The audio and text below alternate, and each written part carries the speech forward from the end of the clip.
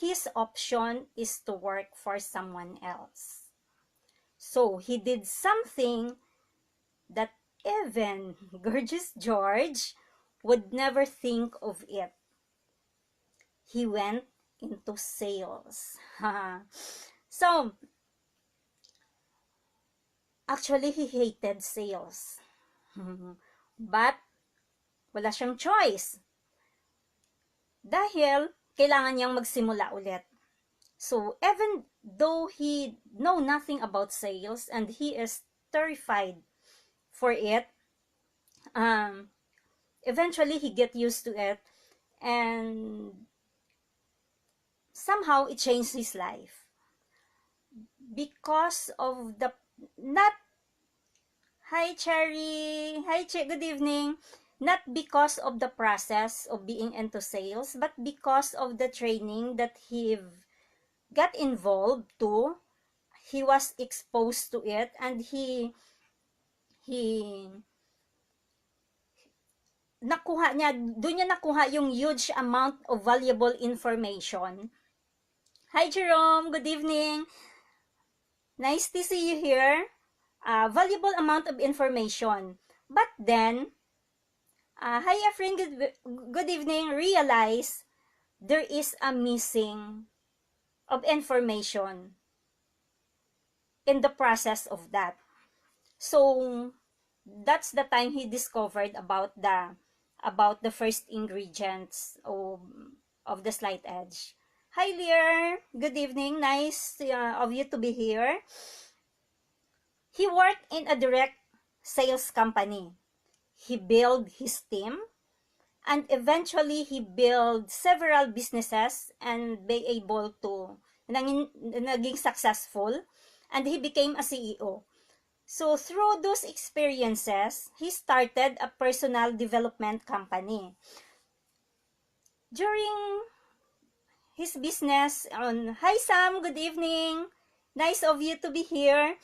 On this personal development business, Jeff realizes that even though they were producing and provide the best of information on how to become successful, thousands of people use that information to improve their lives. But then,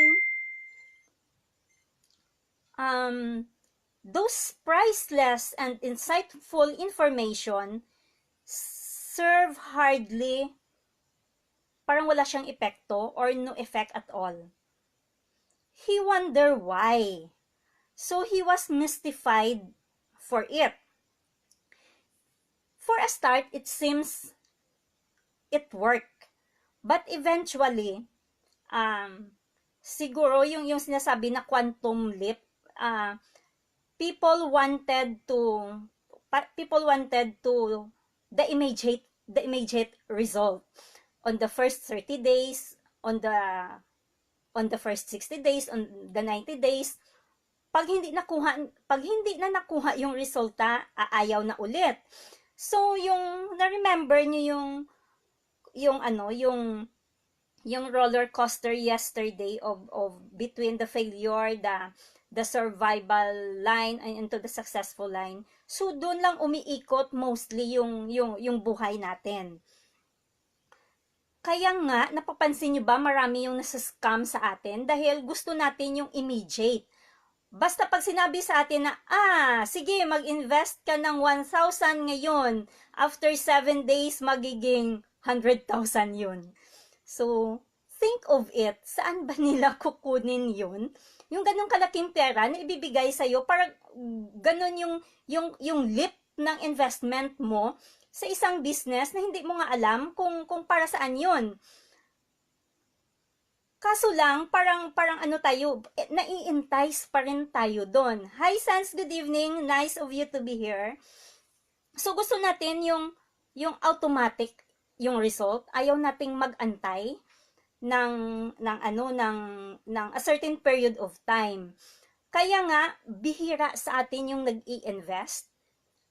For example, into mutual funds or into into the mutual funds or nagsisave.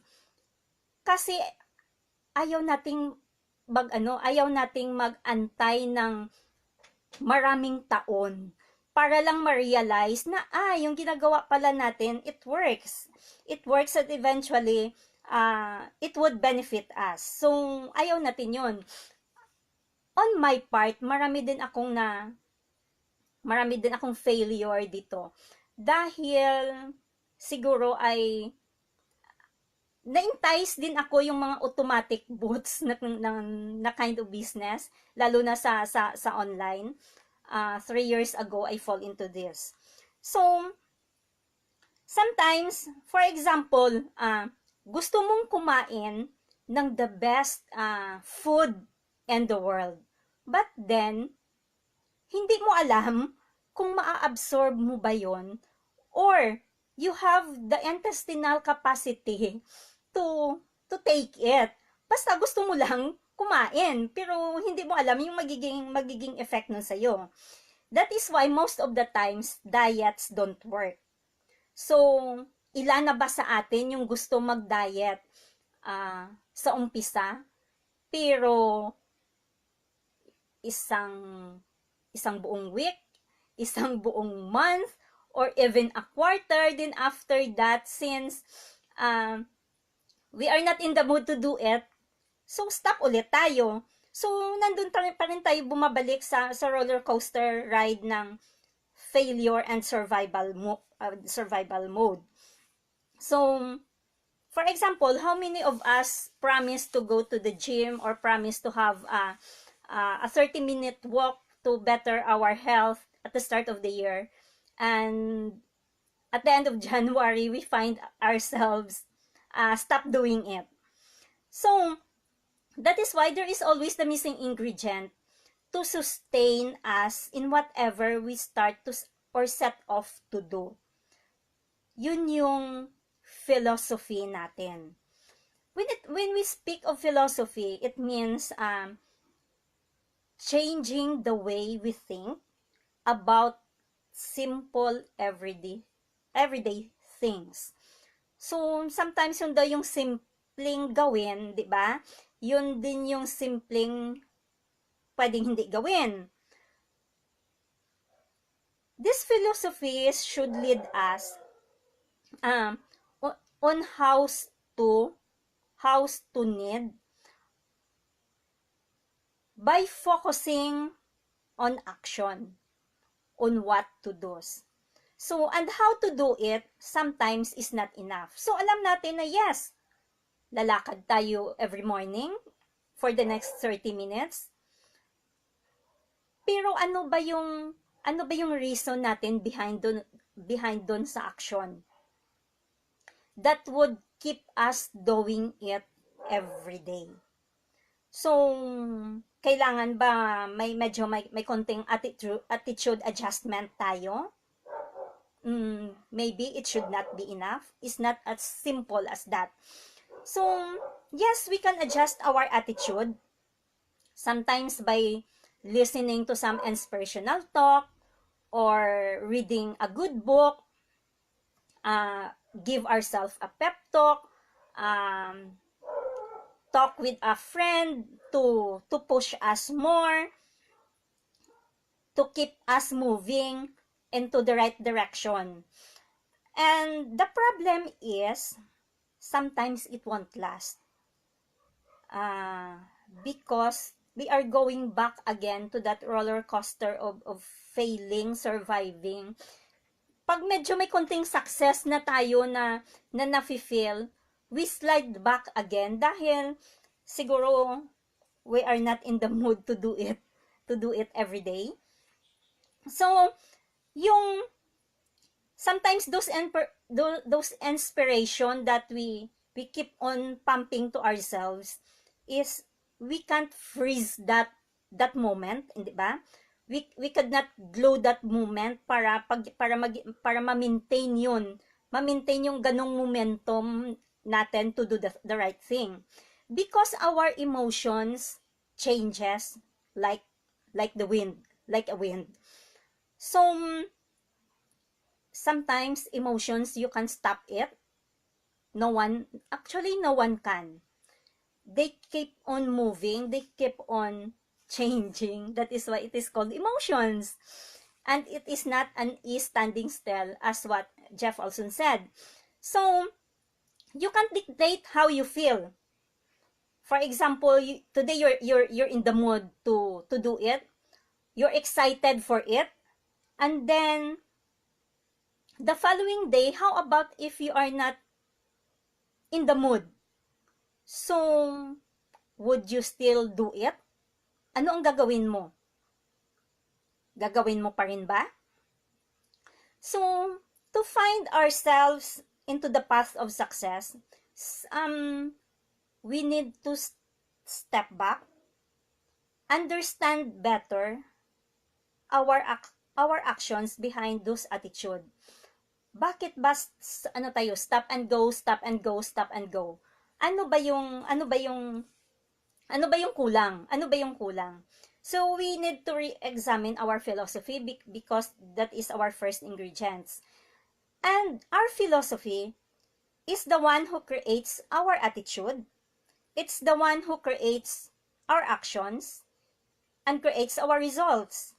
And eventually, it is the one who creates our life. Parang simple lang, di ba? So, as quoting the life wisdom from Ralph Waldo Emerson, he is saying that, do the thing and you shall have the power. Profoundly simple and just as powerful.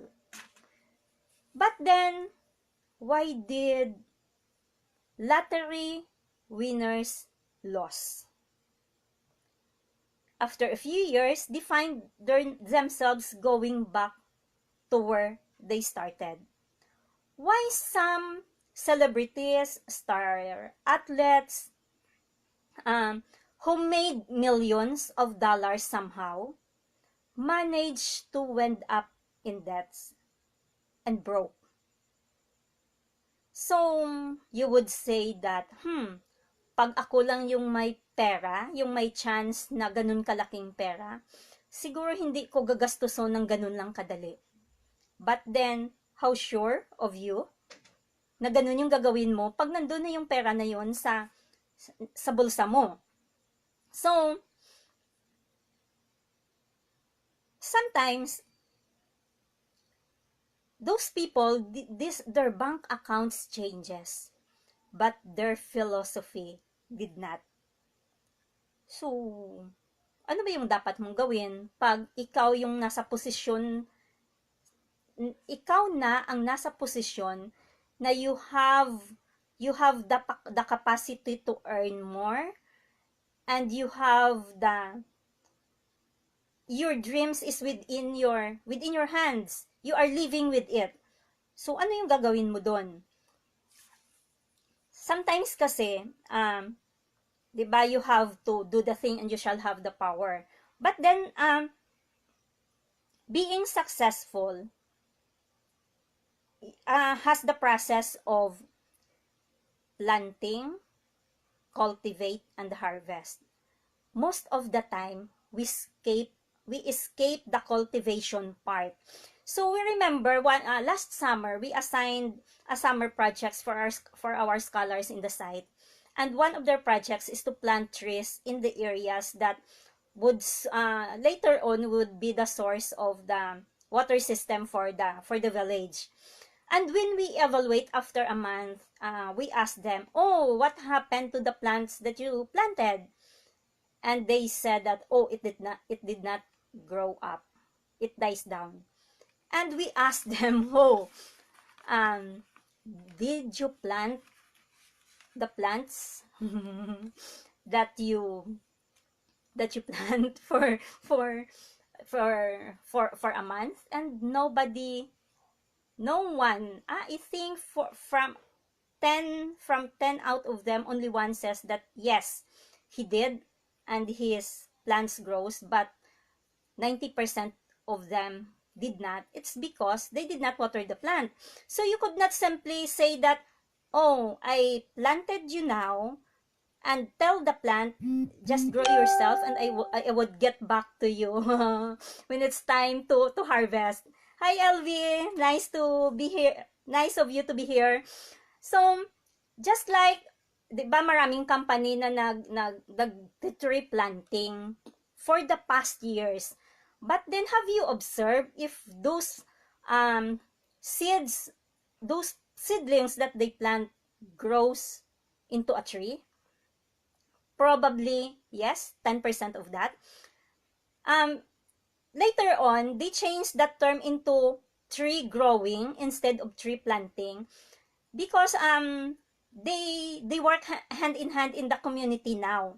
So when they plant the trees, the kinakausap nila yung community to turn over the trees that they planted, so that someone or there is a community who would take care of that, so that eventually the tree would grow. So that is the cultivation process. We could not skip that and just directly go to harvest time. So create your attitudes, create your action, create your results, which eventually creates your life. Third, the slight edge is the first ingredient, the catalyst that you need that makes all the how-tos work. And of course, successful people fail their way to the top. Do the thing and you shall have the power. So, salamat. Thank you for being here. This is day 3 of Wrinkles Live. Anyway, for those of you who are open to make a side income working from home, just go to my profile, check the message, send more info, and would love to send some information to you. Blessings, and see you again tomorrow for day 4 of Wrinkles Live. Have a great night and great day, everyone. Thank you.